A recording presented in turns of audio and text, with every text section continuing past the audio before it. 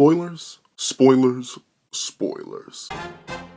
What's up, guys? Once again, here we are to do a nice little spoiler discussion on chapter.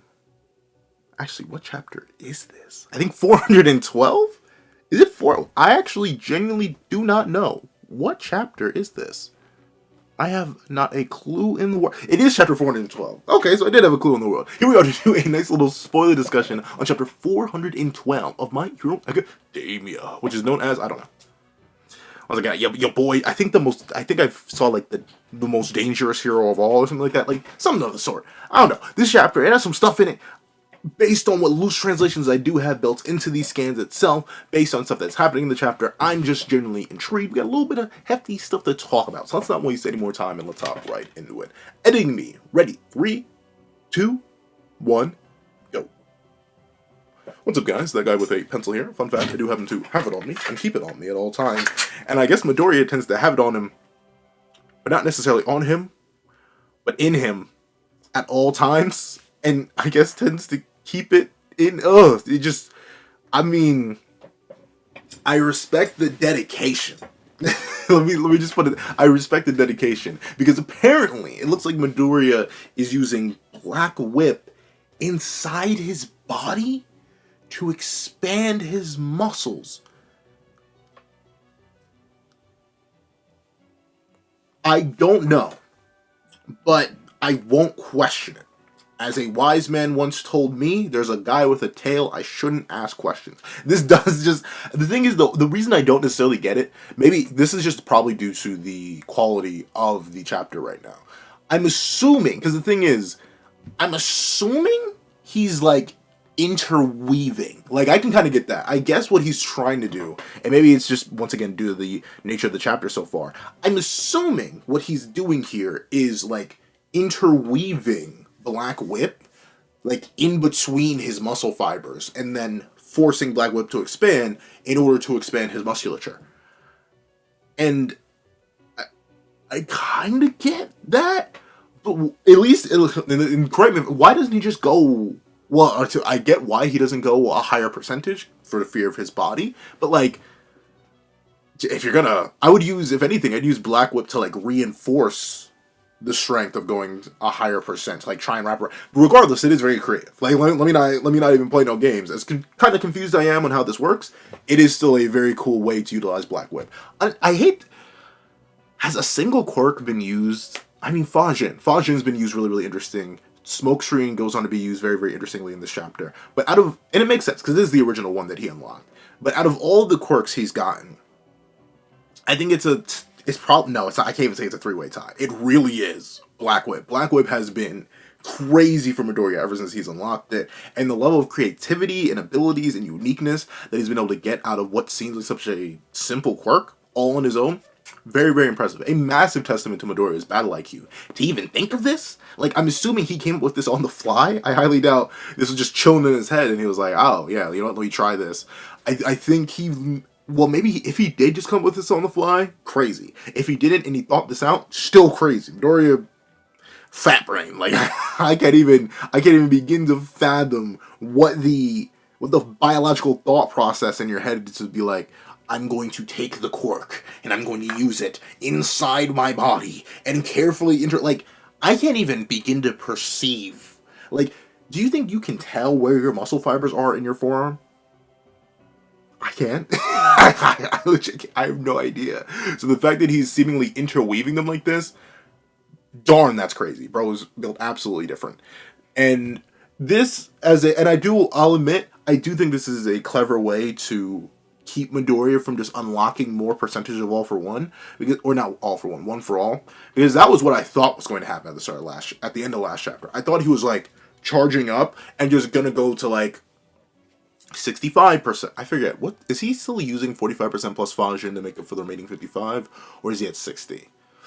We've been hopping back and forth from Midoriya, so I don't remember. I want to say he's at 60, but for some reason 60 doesn't sound right, even though it's what my brain is immediately. Regardless, I thought he was gonna like start incrementing, maybe like 5% by 5%, like forcefully, admittedly, because he's still not ready to do the full 100% on his own. That's why he's using Fajin to make up for it.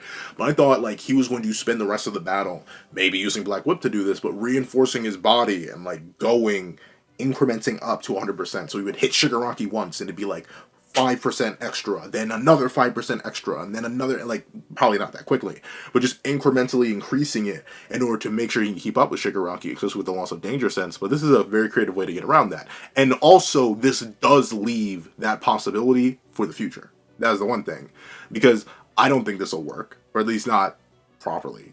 Like, at least from my understanding, I don't think this will work. So I'm assuming the higher percentages of One for All are still going to come in. But as a stalling metric, this is a good way to increase Midoriya's power without, like, doing just that.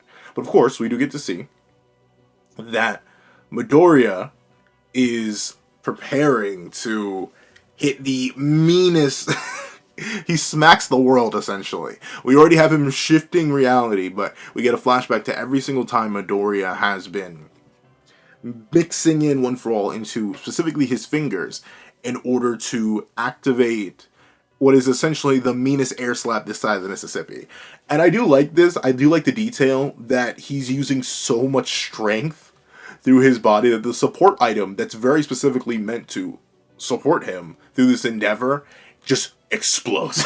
Like, it genuinely, like, it goes from having a tight grip on him even when he was like using 100% of, well, a full 100% of One for All. He was going all out, but the moment he goes to do this, just the sheer motion of him swinging his arm forward and opening his hand, they, like, it might as well liquefy. Like, he straight up bursts free from it, like it was a container holding him back.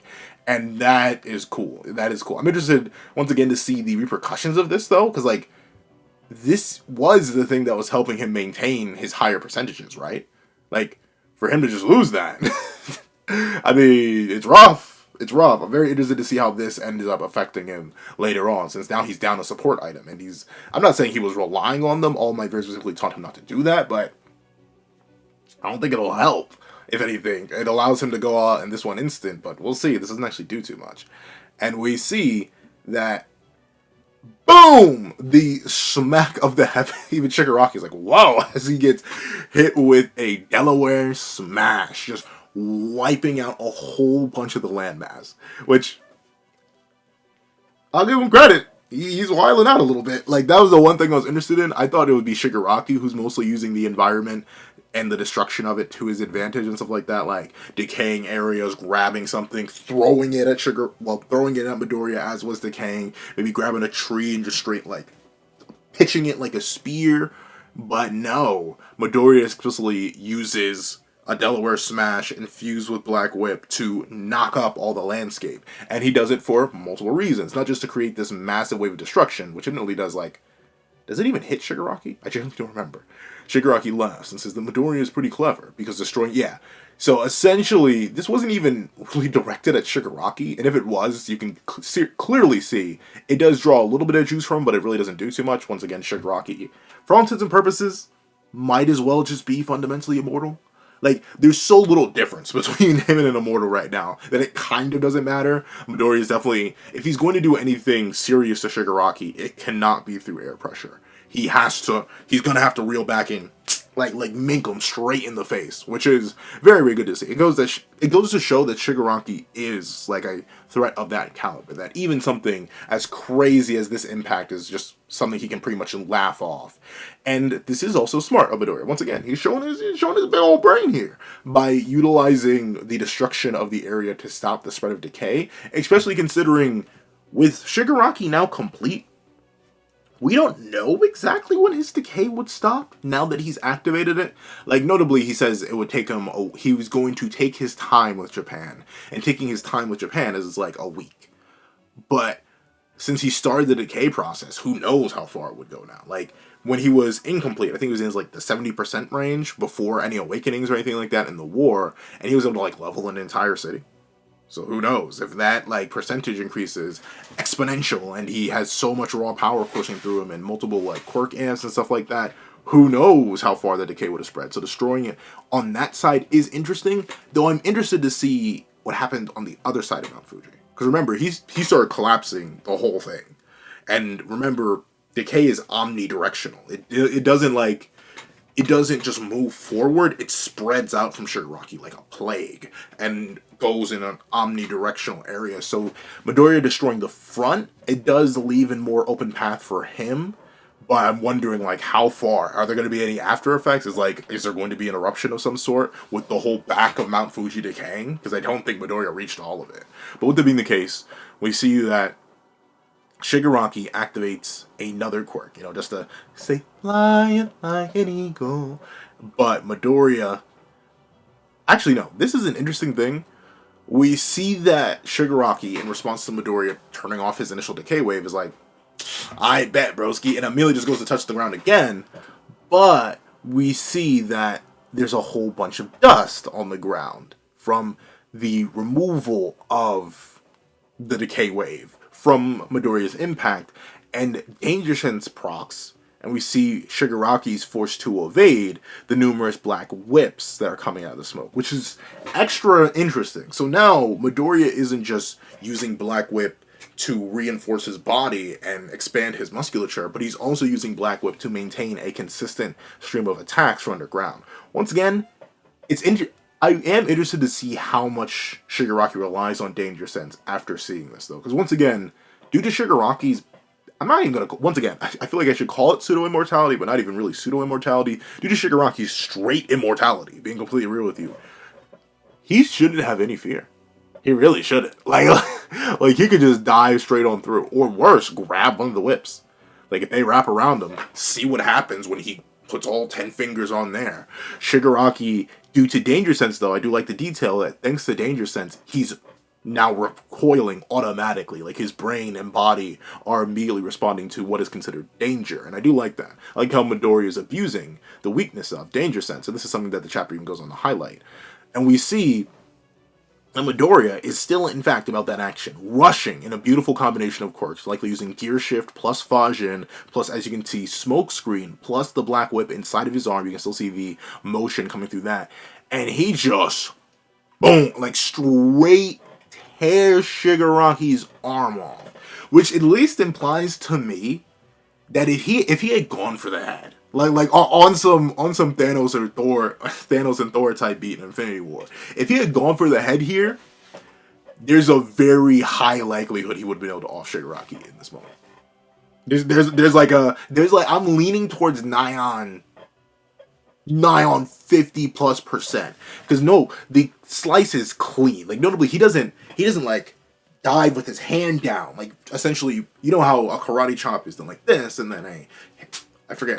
This is a sledgehammer. I forget what it's just called when you individually strike down with your fist. But, like, the reason a punch doesn't, like, pierce you unless it's going at crazy high speeds is because it's blunt versus a chop. So Midoriya straight punching through Shigaraki's arm, not even, like, cutting through it, it goes to show that his AP is still more than enough to damage Shigaraki, and most likely enough to do lethal damage, but as the chapter goes on to highlight, Midoriya is still holding back, in terms of, like, trying to get rid of Shigaraki. This may be a moment where he's sold, in the sense that he doesn't get rid of Shigaraki. Though what I do like, though, is it does confirm I'm not crazy. It does confirm I'm not crazy without me having to go back and reread. A lot of people, friends, and people online have been telling me, dude, don't you realize Midoriya's gonna get rid of Shigaraki? Because Gran Torino gave him the whole option. Sometimes the only way you can save somebody is by executing somebody. Midoriya adopted that mindset. He accepted that. And I never believed it. But then again, I never went back and read that chapter. I always see the panel, because that's what everyone always brings up to me. But I never actually saw the chapter itself, or never went back to read it, because I don't know, I just never got around to it. But yeah, Gran Torino said that. Midoriya's not going for that. And no matter how I feel about that, and no matter how the Vestiges seem to feel about that, that's Midoriya's way. No matter how foolish and risky that is from our perspective, or the Vestiges' perspective, or anyone's perspective, he's just pulling a Batman right now. There's no real other way to put it. He's pulling a Batman. And, hey, I ain't gonna lie, he's one of Batman too. But even then, what I'll give Batman, at least in Final Crisis, is that when Darkseid was about to fall on the multiverse and crush it and slaughter countless lives, Batman, bang, he didn't just pull it in the sense that He did the lethal action regardless of what it could mean for his moral code and stuff like that. But Batman, he upped it with a weapon that is the antithesis of his entire ideology, especially established by that point. Obviously, early Batman, there's a lot less of the ideology and the reasoning and the rules established. But by the time of Final Crisis, the moral code behind Batman was well established. It was a major part of the character at that point. So him upping it and stucking it up against Darkseid, yeah, that was Batman realizing, yeah, ultimately there's a cost to these things. There are levels to it. And unfortunately, Darkseid's on that level to the point where I'm gonna have to compromise my moral code. Midoriya is not to that point. Which is both a testament to his willpower and his desire, but also, and I think the chapter, I'm not sure. I'll have to wait until the official, well, not official, because once again, I do have pseudo-translation. But I'll have to wait and see once the translations come out. But I think this also is kind of highlighting Midoriya's selfishness. In a sense, in a weird sense. Like, he's not going to compromise his moral code above all other things. He's not going to leave that one child behind, in his words. But he's going to risk the lives of everybody. Because once again, he fumbles here, everyone dies. That's the big thing. It's the coin flip that Batman had to take in that moment. Sure, there may have been some way to stop Darkseid in Final Crisis. There may have been some other way that didn't involve pulling out that Radion thing and boom, upping it against Darkseid. There may have been another way. There may have 100% been another way. But just based on the threat that was established at the time and the fact that Batman had the ability to do something, he did it to save countless lives. And sure, My Hero Academia does not operate on a multiverse system where literally infinite people could perish if Shigaraki gets loose. But once again, Midoriya is the last line of defense. Everyone else is knocked out, beaten up, drained, broken bones, like, he's the only one left. The only other person who's still left, hypothetically, come help and interfere is the plotline we haven't wrapped up yet. The Aizawa plotline. That whole thing with, I think Monoma was taken with them too. It was Monoma, Present Mike, Kurogiri, and Aizawa. So that whole thing is still wrapping up. And I'm assuming that's going to play a big role into keeping Midoriya pure, in a sense. But I do like how the chapter does clearly show here, Midoriya could do it. Like, even a lot of people, myself included, were very worried for Midoriya's potency against Shigaraki, considering how durable Shigaraki seemed to be. But just based on this dive-through right here, and how cleanly he removes Shigaraki's arm when he caught him off guard, even when Shigaraki was experiencing danger sense, that implies to me Midoriya could have offed him. But he chose not to. And the rest of the chapter is kind of built on establishing why and Midoriya's moral code and stuff like that. And I've had my complaints. I've given the world and more on why even though I understand Midoriya's ideology and personally do sympathize with it, same way I do understand and sympathize with Batman's ideology, it's the utilitarian in me, dog. Like, I know it's most likely going to work out in the end. Something's going to happen so Midoriya gets to stay pure. Whether it be Shigaraki actually being saved, or it be Shigaraki taking himself out, or something, or Shigaraki falls apart, or what this chapter implies, maybe a mutual destruction and Shigaraki's made powerless.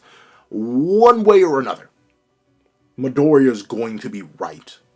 That's what the point of this narrative is. And that's fine. Once again, shonen narratives are meant to be hopeful. They are not meant to be always 100% be realistic. Once again, as a wise man once told me, there's a guy with a tail in this manga pencil. It's never that deep. So thusly, despite whatever moral conniptions I may have about Midoriya, not necessarily wasting time, but risking it all against this world-destroying threat. Like, once again, there's no one left. Everyone else has fallen. There is no Iron Might anymore. Bakugo is done, knocked out, unable to stand anymore. Aravity just got a blood transfusion and is not worthy for battle right now. The whole Todoroki family cooked themselves alive froze themselves / cooked themselves alive. Todoroki's not getting up and doing anything. Endeavor, missing an arm, cooked alive to different degrees, probably missing some legs and stuff like that. There is no more defense. Stars and Stripes has been cooked. He's the last line. And him not compromising his morality is a good testament to his character and his durability of character. But man, is it risky. But I do like how it's shown here that Midoriya could still do it. And I like how the chapter, even if minorly hints at the moral quandary that does exist here, and then goes on to elaborate on it further. As we see, Midoriya is abusing the weaknesses of Danger Sense, essentially making it so that since Shigaraki's so new to it, he's going to natively pressure Shigaraki with the new quirk that he just stole, since Midoriya has genuine experience with it. He very specifically attributes it back to Lady Nagan's curved bullet, which, if I remember, he Danger Sense dodged it, but since the bullet curved, it still hit him anyway. So essentially, that's what Midoriya did here, as a sense with the curved bullet. The immediate attack that came out and triggered Danger Sense at first was Black Whip, but the real danger that wasn't sensed was Midoriya coming down like a hammer of justice and just tearing Shigaraki's arm off. So I do like that. I like how, once again, Midoriya with his fat battle IQ is really showing out. One of the biggest things I have with Midoriya for the longest time is it felt like, despite how much his big brain was hyped, it never felt like it was actually big braining. This is big braining.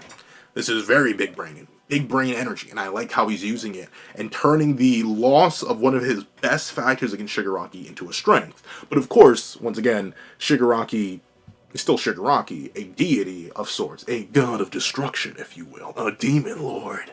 Like, the threat to the world that he is, he kind of just boom. And with Midoriya's inability to use Danger Sense anymore, while he's able to exploit its weaknesses in the same way that Lady Nagan did, even though she didn't know he had it, Midoriya still lost a really good asset. Presumably, if he still had Danger Sense, he could have dodged the black spears that come out of Shigaraki. And we see that Shigaraki using Search, which is something I'll give Hori credit for. For a quirk that was on such a minor character relative to the grand scale of the narrative, it's been used very consistently and very effectively, and I do like it. And we see that with Search, Shigaraki realizes, oh, broski, I know exactly where you are, and I know you can't breathe, bucko. So yeah, he's definitely straight up running out of juice here. Due to the drawback of Gear Shift, which is finally hitting him, he's unable to breathe, and that's obviously going to slow him down. And once again, we see Shigaraki kind of just pops the arm back out. I think if you're gonna get rid of Shigaraki at this point, I think it has to be a headshot, or you have to like annihilate his. Like you may have to split him in half. Like going back to the dive Midoriya does, I think he would legit like have to take his fist and bury it into Shigaraki's dome and go straight through. I think that's the only way you get rid of Shigaraki now, because just losing limbs is nothing. Like he literally just he pops it out in like an 8th page panel. So yeah. His regeneration is different. And once again, look at the difference in stress between the two. Midoriya dripping from the head, from his eyes. He can't breathe. He's screaming out, but just screaming in silence because he can't really do anything. Meanwhile, Shigaraki's like, come on, Bucko. Come on, Bucko. You know what time it is. Let's keep fighting. Oh, shoot. But like he's definitely going for it in different ways. So yeah, once again, every single second Midoriya doesn't take Shigaraki's life, he's weakening. Getting worse. Getting slower. He's able to rebuff himself and redo it with things like this a crazy Black Whip combination. But Shigaraki's not getting any worse for wear. He's basically immortal. So it's interesting to see how Midoriya's going to deal with it.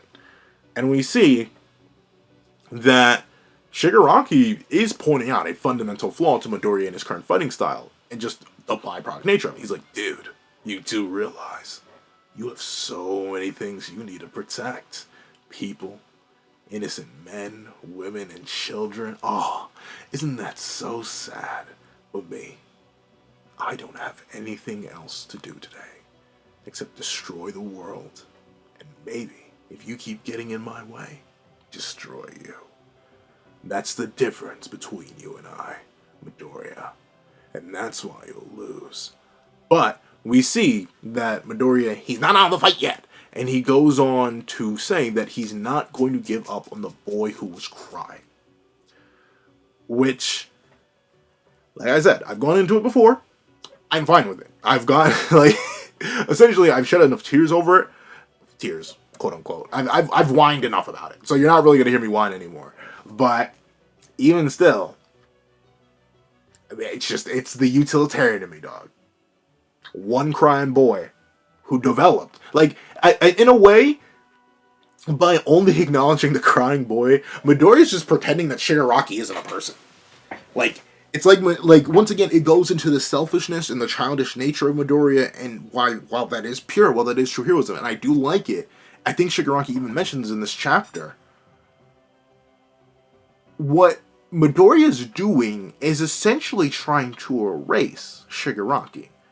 Shigaraki's a person. Like, sure, he was renamed. His name is Tenko Shimura. He was renamed and given a new name and a new purpose by All for One. But like Shigaraki, he grew into the man he was. The hatred that was of that crying boy developed into the man turned monster that exists before Midoriya today. By Midoriya just focusing on the child, he's erasing the man. All that, essentially, in a weird, twisted way, in spite of trying to save Shigaraki, not even, I put a quotation mark, no, and essentially trying to save Tenko Shimura, he's executing Tomoda Shigaraki, the man who was born out of Tenko Shimura. And let me double check if that's a thing, or maybe I'm just gaslighting myself into believing it.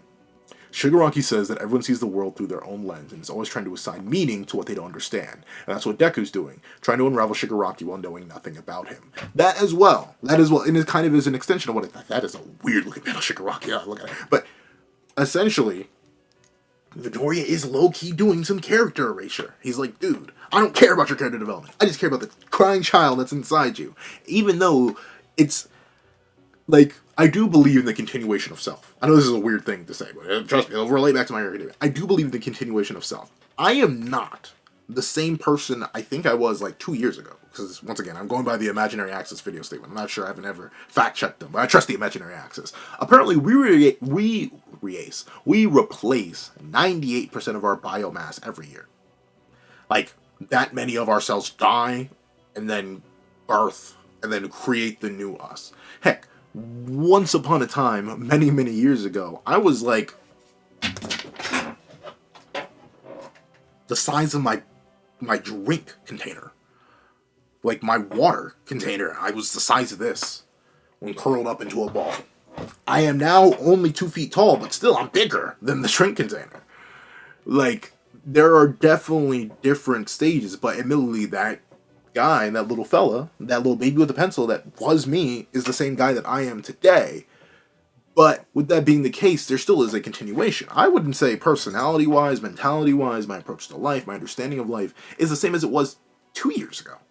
Essentially, what Midoriya is doing by focusing so hard on that child is erasing upwards of 20 years of character development, 20 years of change, 20 years of existence. It's like saying you are the same as you were as a child. A lot of people wouldn't like that as a statement or an assessment of themselves. Like, oh yeah, you haven't changed, you're just the same that you were all those years ago.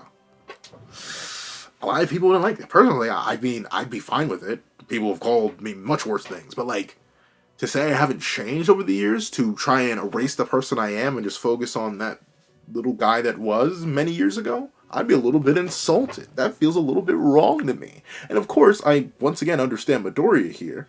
He's going on, and even mentions the whole idea on, oops, shoot, I can't read this now.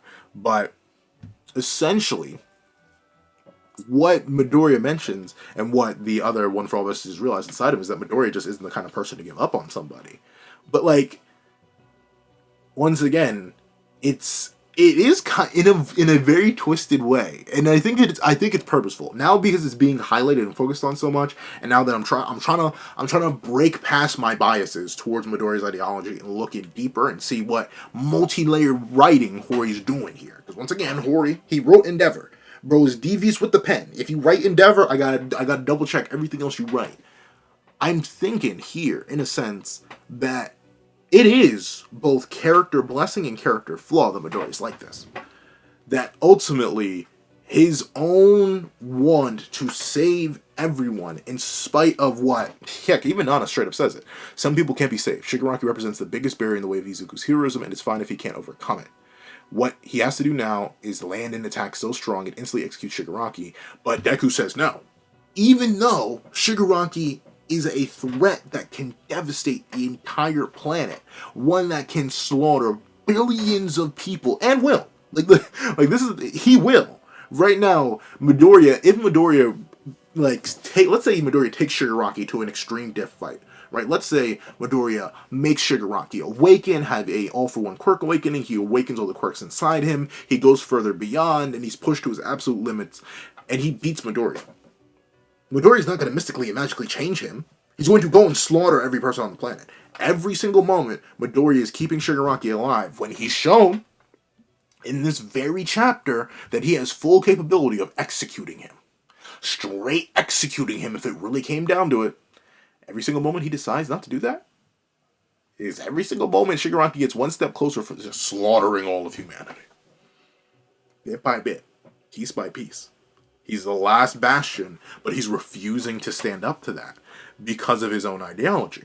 And I do like that. I think it's Hori building in that character flaw. It's kind of like how Midoriya's self-sacrificing nature, despite being the main trait that that All Might saw in Midoriya and accepted him for, and was like, yeah, you can be a hero too. Even though that was a thing that saved Midoriya in that moment. I think Hori is once again using Midoriya's mindset as a blessing and a curse, just like his self-sacrificing nature was. Just as in Vigilante. Midoriya, I say this all the time, Midoriya hasn't really developed as a character. His mentality's changed, but mentality changes and how you carry yourself aren't necessarily character development. His fundamental ideology has not changed. He's wanted to save everybody by every means and metric since chapter 1. Since chapter 0. There is no chapter 0, but since chapter 0.